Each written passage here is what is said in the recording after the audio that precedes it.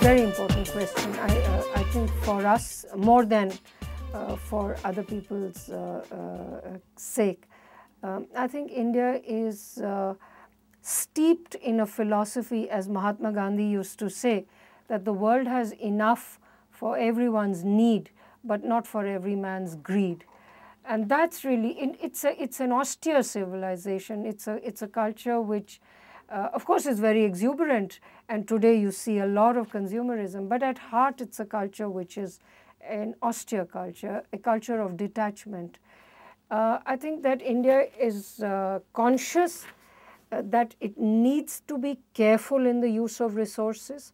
We have just announced an environmental plan, but I do think also that we are already the smallest user of resources in the world on a per capita basis.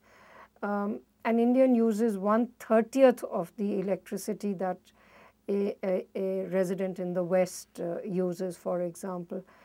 So I think there will be an increased use of resources in India, but it's very important for us that this not contribute to global warming, both in our own geographical location and for the earth as a whole.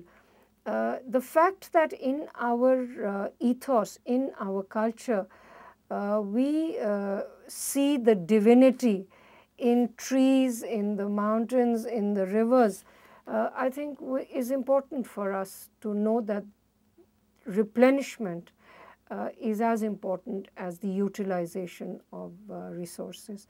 So we have a Ministry of Environment at the center. Every state has a Department of Environment. Every major industry, before it is set up, requires environmental clearance.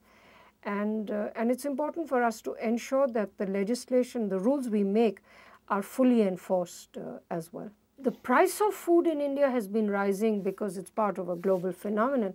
But in fact, there has been no shortage in the availability of food. We have had an excellent harvest. We had the largest production of food in our own in post-independence history. So I think that at the moment, we really cannot reduce the price of food acting as a single country, as a single unit. So we really have to wait for the global price to go down. But certainly the government has attempted to contain the rise, to reduce its growth by actually bringing in some curbs on exports and on trade. But the rate of inflation, and in the Indian case, it's mostly caused by the price of food and the price of fuel, has moderated very slightly. We hope that by the end of the year, prices will begin to go down.